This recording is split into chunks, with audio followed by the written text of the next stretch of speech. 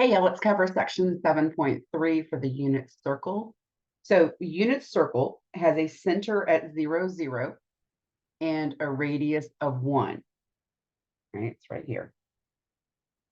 In a unit circle, the length of the intercepted arc, so here's the arc that's being intercepted, is equal to the radian measure of the central angle. So here's your arc, and here's your central angle.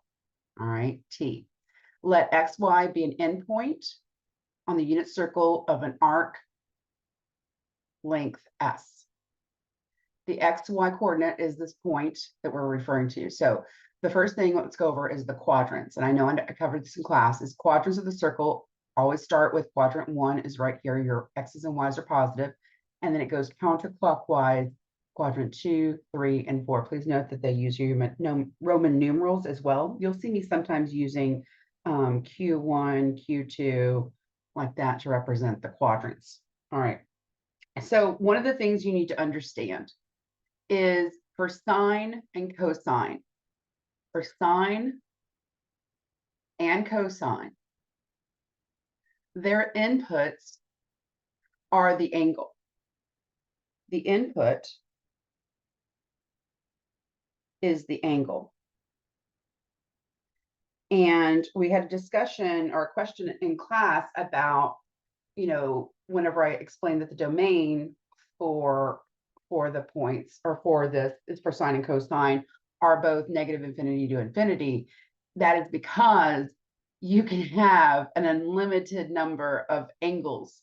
And since input is representing the domain, if the domain can be any of the angles, then your domain has to be from negative infinity to infinity for sine and cosine.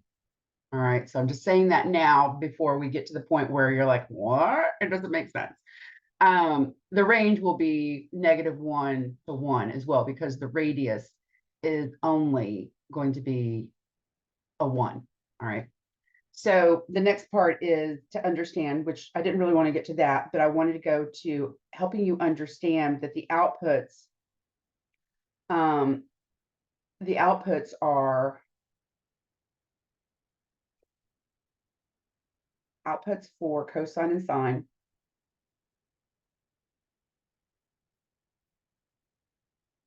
is the x coordinate for cosine,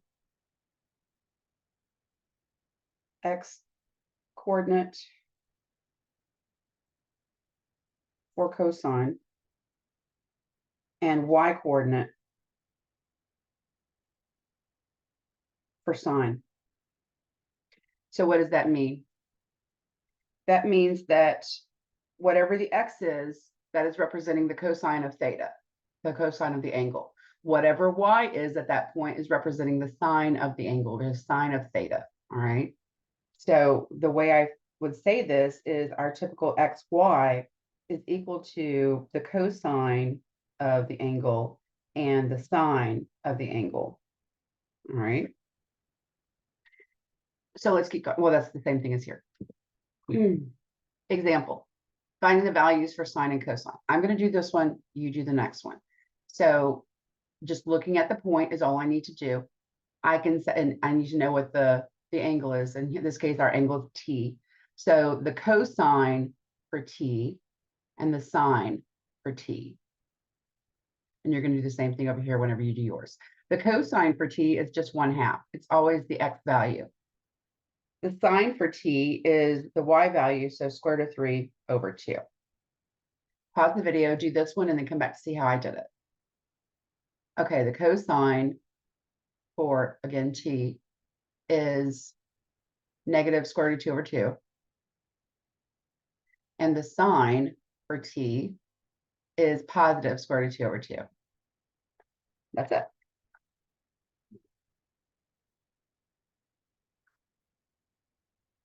All right, let's example of calculating sines and cosines along the axis. So I ask you to find 90 degrees.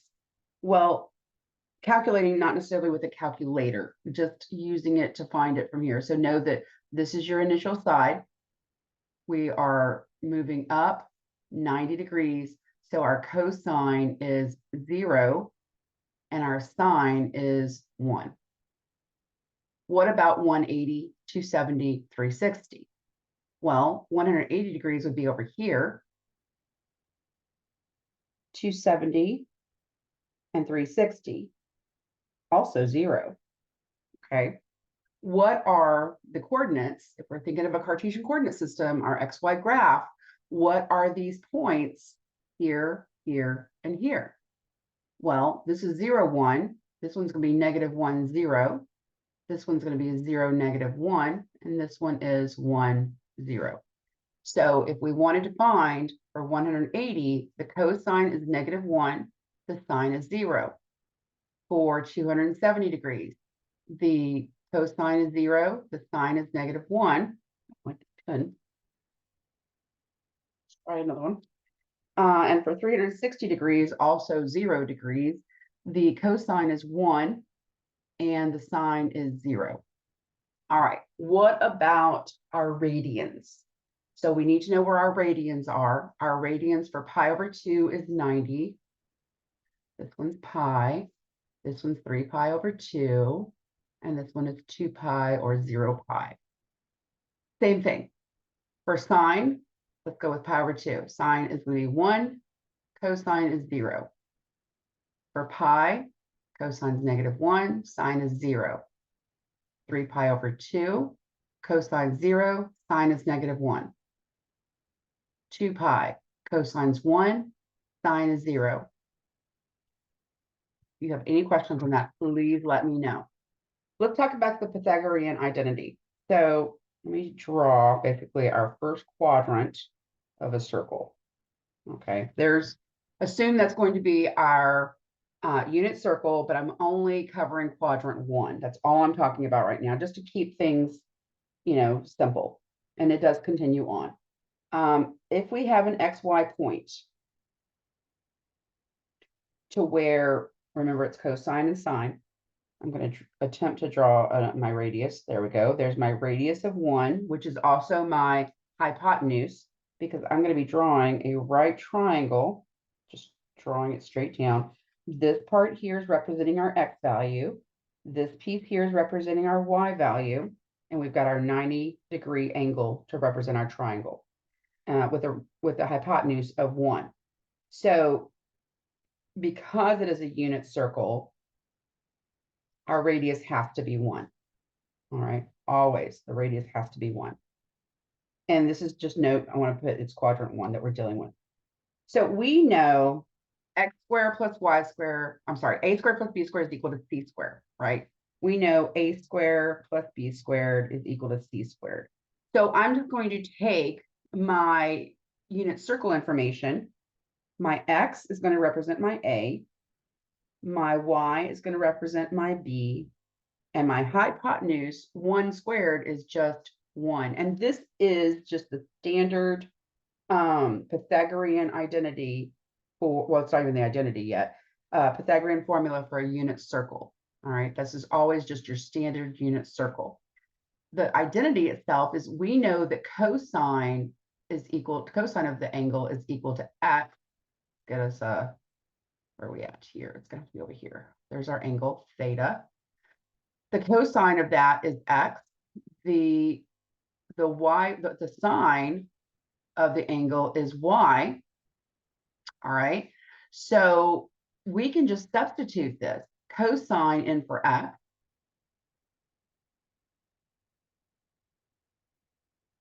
Sine in for y. And then I'm going to leave it as 1. But we don't write it like this. We're going to write cosine squared theta and sine squared theta. This is the Pythagorean identity that we're going to be using. All right, finding a cosine from a sine or a sine from a cosine.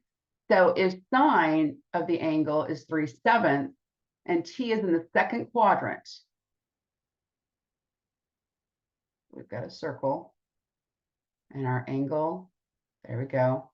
We've got a point right here to where sine is 3/7. So we're in Q2, quadrant 2. All right, so I can find cosine by using cosine squared t. I'm going to use what the angle here, plus sine squared t is equal to 1. All right, I can plug in any angle I want to for that, as far as just keeping it a variable. So I'm looking for my cosine. My sine is 3/7. So I can put 3/7 here. I just need to square it.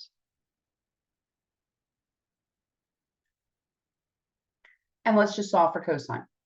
So I need to square this first, 9/49.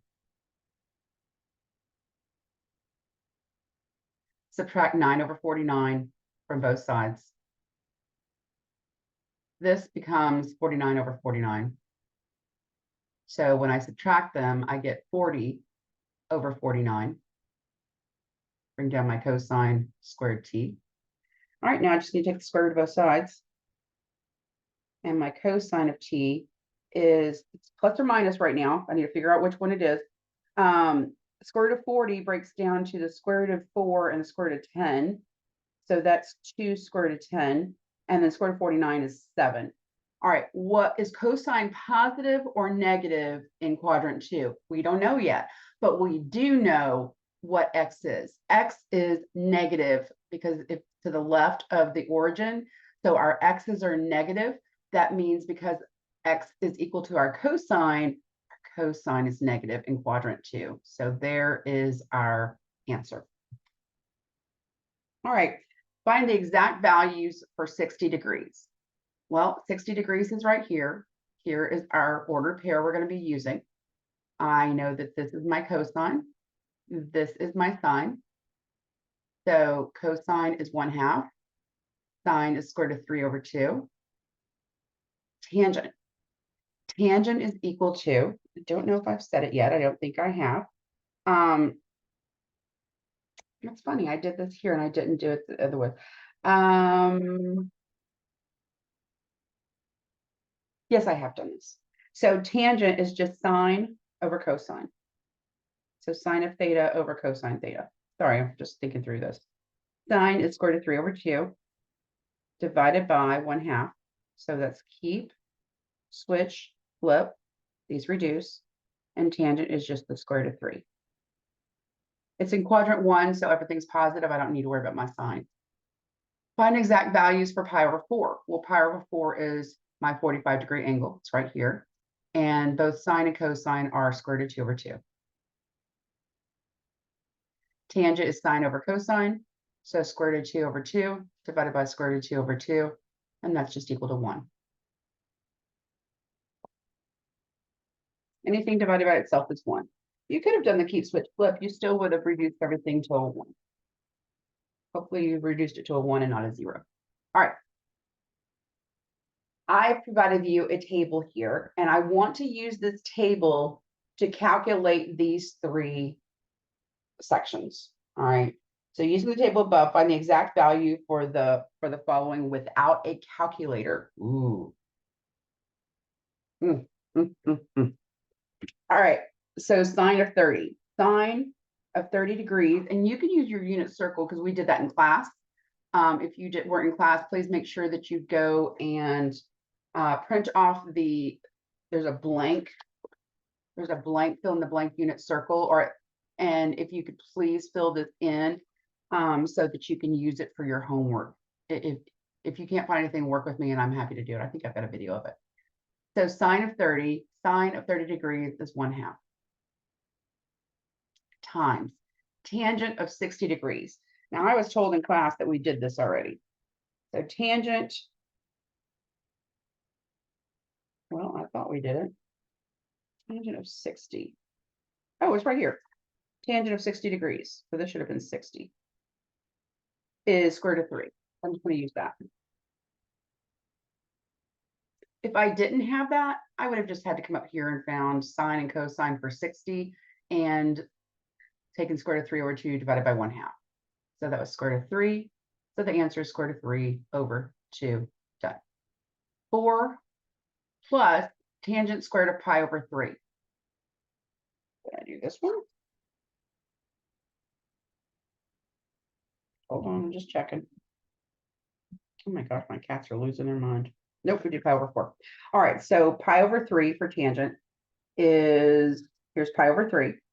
And tangent is sine over cosine. Sine is square root of 3 over 2 divided by 1/2.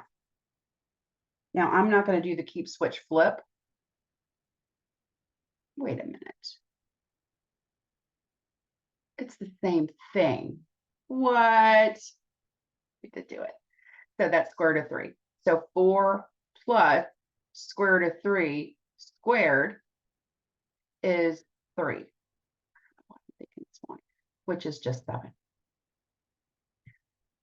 Let's try this. 2 times the sine of 45. Sine of 45 is the square root of 2 over 2 times 4, the cosine of 30. There's 30. There's this cosine, square root of 3 over 2. We're just reducing these. We get square root of 2 times 4 and the 2 reduced to give us 2 square root of 3. And when we multiply these, we get 2 square root of 6. There we go. Using a calculator. Here's where the fun happened in class. Using a calculator. Without your calculator, please do this with me. I want you to literally type in the cosine parenthesis 5 pi divided by 3, close it and hit equals. Let's see what you get. Okay. I got this. I don't even know if I'm in the right mode. Let me check. I'm supposed to be in radians. I'm not. I'm in degrees. Because I have a pi in my problem, I need to bring this guy down here to radians. How can I do this? There we go. Enter. And now I can do it. So cosine of 5 pi divided by 3. Oh, look at that. That's a totally different answer. So 1/2 or 0.5. Cosecant of 55 degrees. When you do this one, you got to make sure your calculator's in degrees. So I'm going to come over here and do my other radian ones. I'm already in radians. We do not have a secant, and I've explained to you not to use your negative, the inverse up here for sine, cosine, and tangent. I want you to go 1 divided by the cosine, because secant is 1 divided by cosine of the angle of pi over 12. And that's what we're going to put in our calculators. So 1 divided by the cosine of pi divided by 12, close and equals. And we get 1.035. All right, let's do the other ones. Cosine of 38, just make sure that you're in degrees. So cosecant of 55 is 1 divided by the sine of 55. So 1 divided by sine 55. And that's 1.221. And then cosine of 38 is 0.788. Please make sure you're in the right domain. I'm sorry, domain. Degrees or radians for that. If there is a pi symbol, you should be in radians. If there's a degree symbol, that's the more important one. If there's a degree symbol, that's the only time you should be in degrees.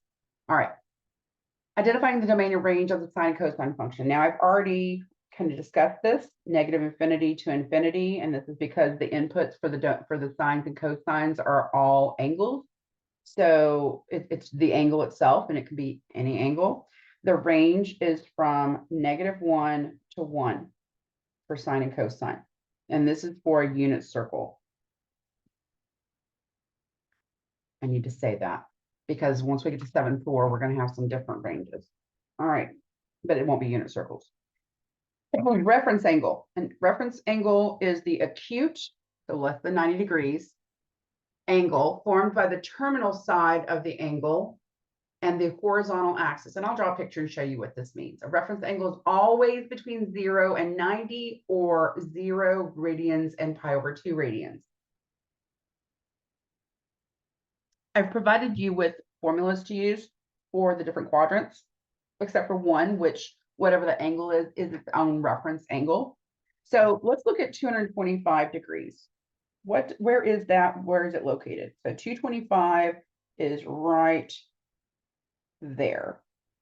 That is 225 degrees. All right. If that entire thing is 225 degrees, the reference angle is formed by the terminal side. Well, this is the terminal side of the angle and the horizontal axis. And it has to be between 0 and 90 degrees. Well, here's the terminal side, and this whole thing's the x-axis. It can't be this because that's greater than 90 degrees. So your reference angle is this one here. This is your reference angle. Okay. To calculate that, all you have to do is find out what that angle is. And because we're in quadrant 1, 2, 3, this is Q3, we can use our formula. I'm using the degrees, there's radians as well, to find out what it is. So it's 180 degrees minus the angle 225.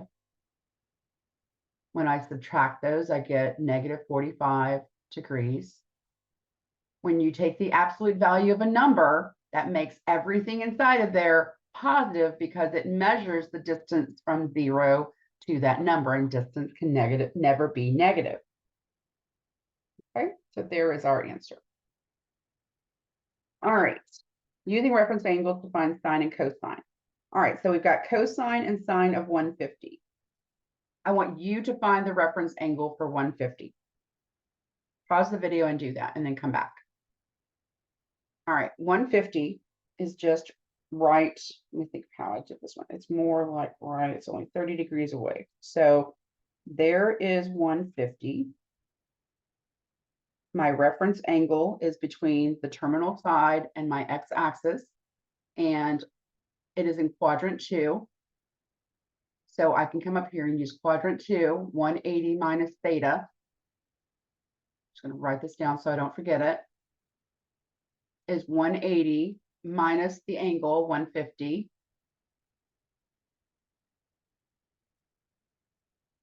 Which is 30. So 30 degrees is what this guy is right here. That is my reference angle. All right. We're going to use our reference angles to find the exact value of cosine of 150. So we're going to use, because the cosine of 150, we're going to say is the same as the cosine of 30. The sine of 150 is equal to the sine of 30. And we have back here 30s. Cosine is square root of 3 over 2. Sine is 1/2.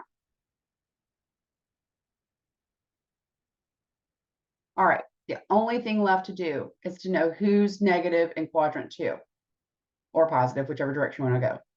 You're not going to write cosine of 30 is equal to negative square root of 3 over 2 because it's not. That's in quadrant 1. You're going to have to write it as cosine of 150 degrees because x is negative in quadrant 2. It's negative for cosine as well, square root of 3 over 2.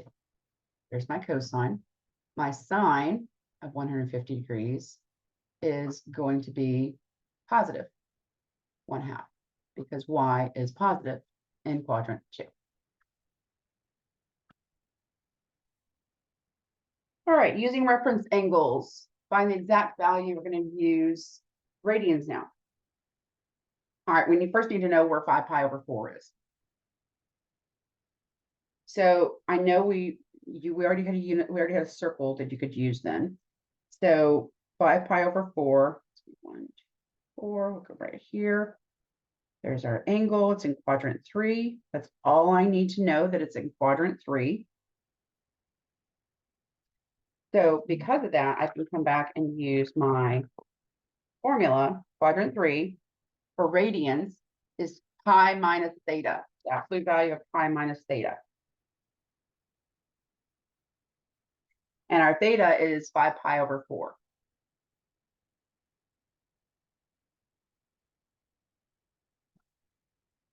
So I just need to subtract these two. If it helps you to see it better, I'm going to go 4 over 4 because that's the 1.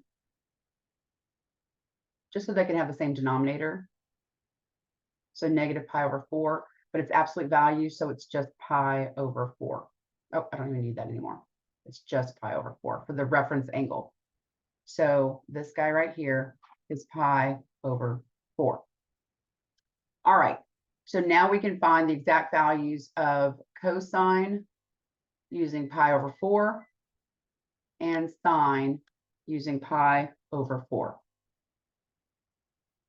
I want to go back and look at something. Oh, no, I did. I fixed it.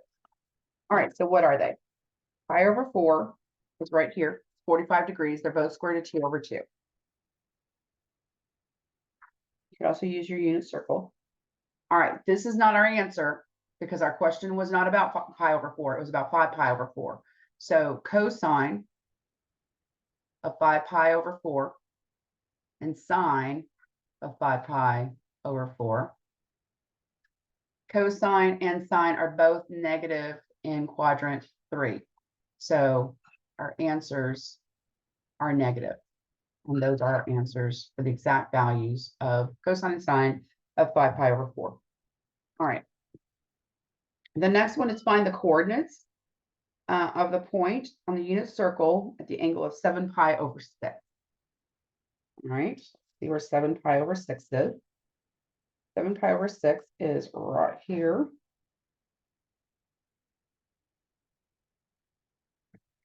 So we're looking for a reference angle to help us out with this. All right, our reference angle, because this is in quadrant 3, just like the last one, should have you do this one. In fact, pause the video. You do this one. We know it's in quadrant 3. You're going to use the absolute value of pi minus theta to solve the problem. So find your reference angle, use those reference angles to find your sine and cosine, and then check for negatives and positives. We know that x is negative, x is negative and y is negative in quadrant 3. So both of them should come out negative. Pause the video, do that, and then come back to see how you did. All right, so it's pi minus 7 pi over 6. And I just, because this is 1 in front of here, I make it 6 over 6. And now whenever I subtract, I just get pi over 6, it's negative. And then when it comes out of the absolute value, it is not negative. So pi over 6 is my angle. I'm going to find the cosine. Oh, no, we're going to find the points because the cosine is the x and the sine is the y. So the cosine of pi over 6 and sine of pi over 6. Pi over 6 is square root of 3 over 2 for cosine and 1/2 for sine.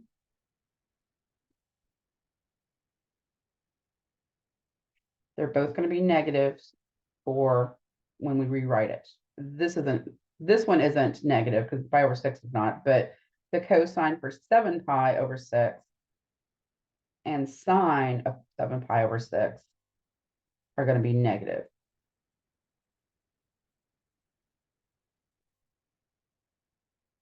And I guess we should rewrite them in one ordered pair since that's what they asked for. So cosine is x and sine is y. Okay, there's your ordered pair. And that is it for lecture 7.3. I'll see y'all back at 7.4.